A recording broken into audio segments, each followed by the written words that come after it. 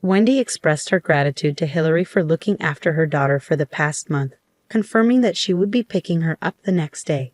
However, Hillary, who had just returned from a month of traveling, seemed unaware of this arrangement. Her voice strained amidst the background noise of train announcements. Wendy remained composed as Hillary's panic began to rise. "Hold on. What are you saying? Christina is with you, right?" Hillary's voice trembled with concern. Wendy's confusion mounted as she realized Hillary believed Christina to be with her. "Christina? She's with you in your apartment's garage?" Wendy clarified, her mind racing to piece together the situation. As Hillary insisted she had sent messages, Wendy assured her she hadn't received any. Hillary's panic heightened as she demanded Wendy take responsibility for Christina's safety. After the call ended abruptly, Hillary attempted to reach Christina's phone to no avail, her anxiety escalating. Wendy suggested she head home first, promising to investigate further. Upon Hillary's return, she was met with Wendy, Scott, and Christina together, leaving her bewildered. Wendy seized the moment to introduce herself more thoroughly, revealing her independent lifestyle as a freelance illustrator. Despite Hillary's initial misunderstanding, Wendy's optimistic outlook on life remained unchanged. As Wendy reminisced about her caring brother Scott and his occasional visits, she couldn't help but acknowledge Hillary's tendency to look down on her for being single. Yet Wendy remained steadfast in her belief that personal values dictate matters of love and marriage. When Hillary teased me again about needing a partner, I brushed it off with a shrug. It was hard to tell if it was the alcohol loosening her tongue or something else. But her laughter persisted. Her incessant jibes on the topic eventually wore me out. When I decided to move into a condo on my own, one of my top criteria was distance from my brother and his wife, Hillary. I'd grown weary of her constant needling. However, I shared a strong bond with my niece, Christina, who was turning 10 this year. Despite never having seen it in person, Christina often talked about her cute light blue backpack, which she proudly wore to school. One day, while she watched me work on my illustrations, she admired my drawings on the computer screen. "Wendy, you draw so well," she exclaimed, her eyes wide with admiration. I wish I could draw too. Encouraged by her interest, I offered her a chance to try. With plenty of time before my deadline, I let her take a seat in front of the computer. Her face lit up with excitement as she eagerly began drawing. She sketched her beloved light blue backpack, mentioning how heavy it was, especially with her tablet inside. I marveled at her sense of responsibility, noting how she managed her belongings, even considering the weight increase during the summer with a water bottle added. According to Christina, Hillary spent most of her days as a stay-at-home mom. When my brother was away on business, she tended to indulge herself, opting for store-bought meals on school holidays. Christina often found herself doing chores, sometimes even the laundry, while her mother remained glued to her smartphone or TV. She tried not to upset her mother, retreating to her room or escaping to the park or library. Hearing about Hillary's behavior raised questions about her parenting, but as an outsider, I hesitated to judge. Yet, it was clear from Christina's anecdotes that there were moments of frustration and tension at home, highlighting the complexities of family dynamics. I witnessed a moment that stuck with me like a splinter. Hillary berating Christina harshly over a minor spill of juice. As Christina quietly endured her mother's scolding, she whispered to me, "Mom is scary. She gets angry over anything." Her words lingered, echoing in my mind like an unwelcome refrain. A few days later, on a chilly weekend when the leaves in the nearby park had turned completely, I found myself unexpectedly caring for Christina.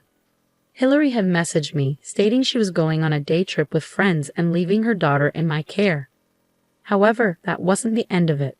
Shortly thereafter, I returned home to find Christina standing alone by the parking area, her light blue backpack slung over her shoulders.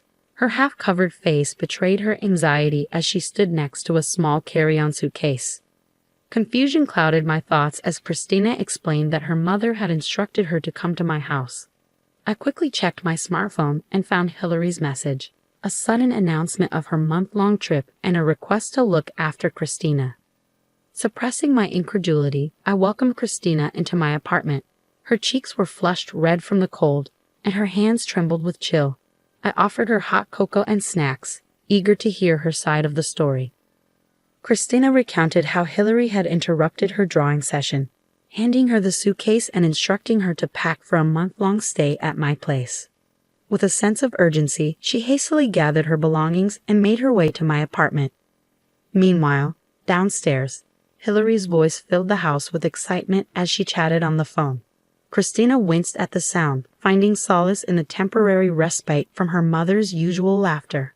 As Hillary bid her daughter farewell by the car, instructing her to behave and wait for me, the cold season seemed to intensify despite the sunlight peeking through the clouds. It was a moment of unexpected responsibility, but I was determined to provide Christina with warmth and comfort amidst the chilly uncertainty. I couldn't shake off the anger brewing inside me, contemplating what would happen if Christina fell ill under Hillary's neglect. "Does your dad know about this?" I asked Christina, hoping for some clarity. She shook her head, munching on chocolate cookies with a hint of innocence despite the crumbs adorning her cheek. Her casual remark about her parents' communication habits made me pause. It seemed unfair not to inform my brother, so I resolved to call him later. But then Christina dropped a bombshell. "You know, Wendy, I don't want to be with my mom anymore." Her words struck a chord, her usual cheerful demeanor replaced by a sullen expression. As tears welled up in her eyes, she poured out her heart, recounting incidents of her mother's explosive anger and misplaced blame. My heart ached for her, and I did my best to comfort her until her sobs subsided. It was evident that Christina's situation was far from normal. Convinced that action was needed, I decided to reach out to Scott, hoping he could intervene. After a moment of contemplation, I devised a plan and called my brother, relaying the distressing details. Scott's reaction was palpable, his voice wavering as he processed the gravity of the situation. Despite his initial disbelief, he listened intently, eventually agreeing to adjust his schedule to assist. With his support secured, I assured him that Christina would be in good hands. As I hung up the phone, a sense of determination washed over me. Deleting Hillary's message from my smartphone, I turned my attention back to Christina, ready to face the challenges ahead with a newfound resolve. As I made my way back home, I couldn't shake the concern for Christina's well-being. Determined to lighten her mood, I decided to treat her to something special. With each step, I mulled over ways to make her smile. Christina's school was quite a distance from my place, but I had arranged with the school for her to take the bus, sparing her the burden of walking with her heavy backpack. I made a mental note to talk to Scott about covering the bus fare later.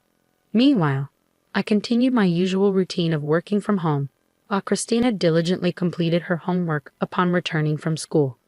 One evening, Christina surprised me by asking for help with her homework.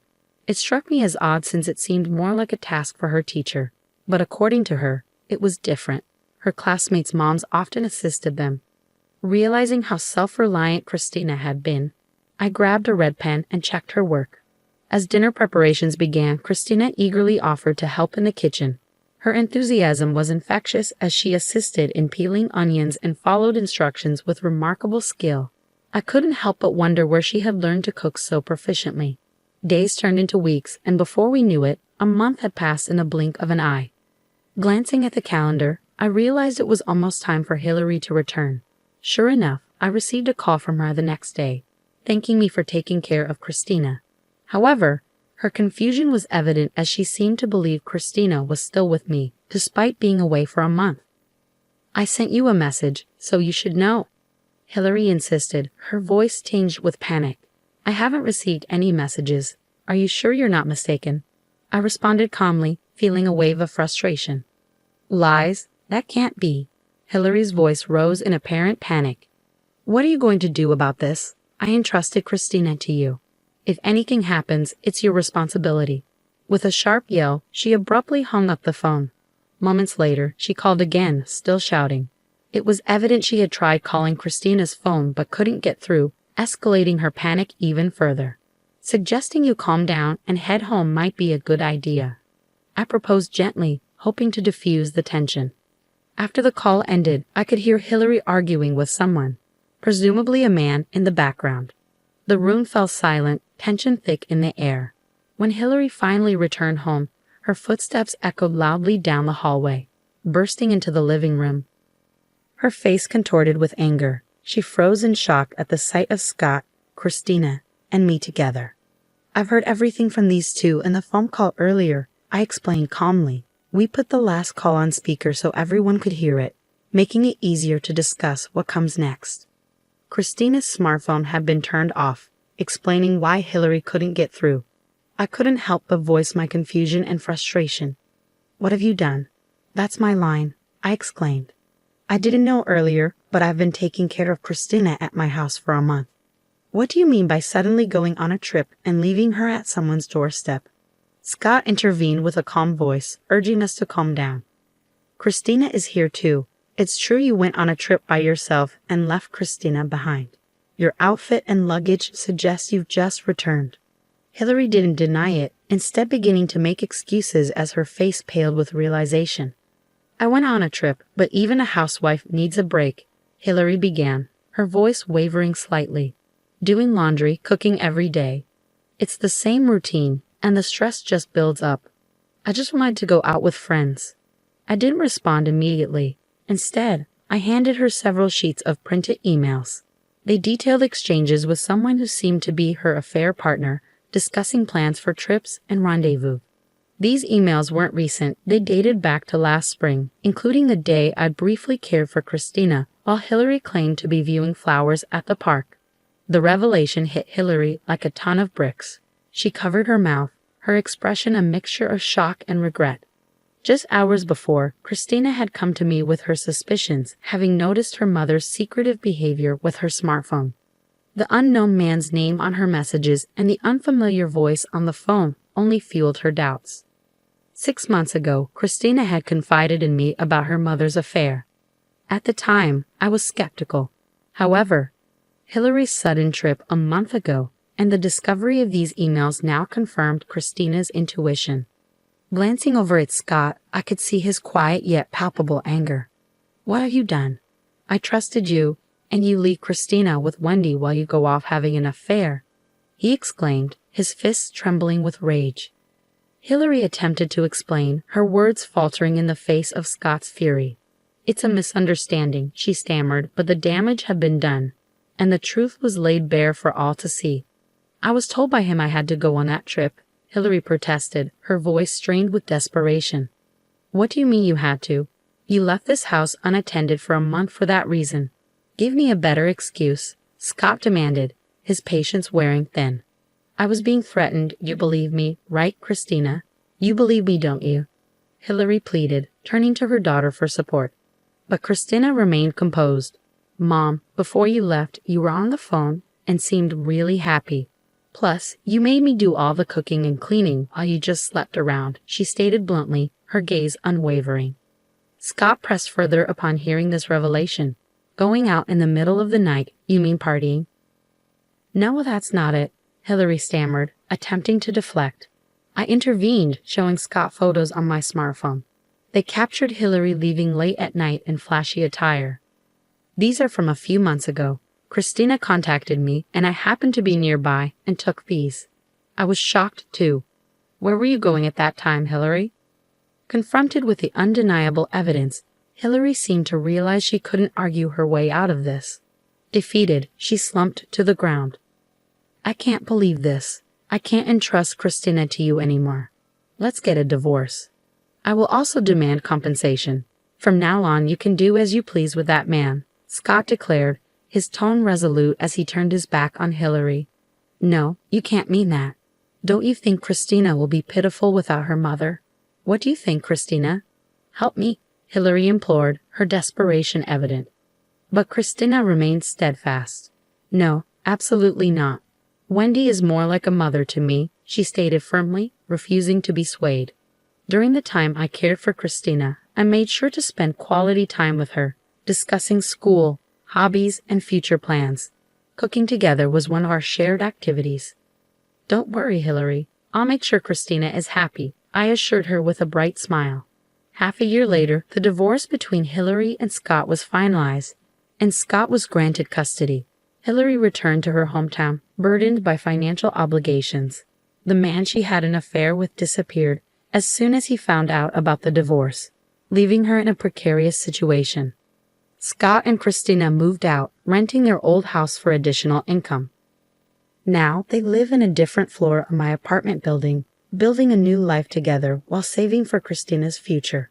I began visiting them almost daily. Scott, who had been frequently away on business trips, realized he needed to focus more on his family. Reflecting on his past and prioritizing his family, he decided to change jobs. Transitioning careers in his 40s wasn't easy, but his exceptional sales performance and strong communication skills earned him offers from multiple companies within about 6 months. I was surprised by his capabilities, as he had previously favored sales roles that required him to be out and about. Despite declining promotions within the same company, the prospect of a fully remote job piqued his interest. "Your new job is fully remote, right?" I asked him one day. "Yeah, but it's interesting because I get to interact with various people.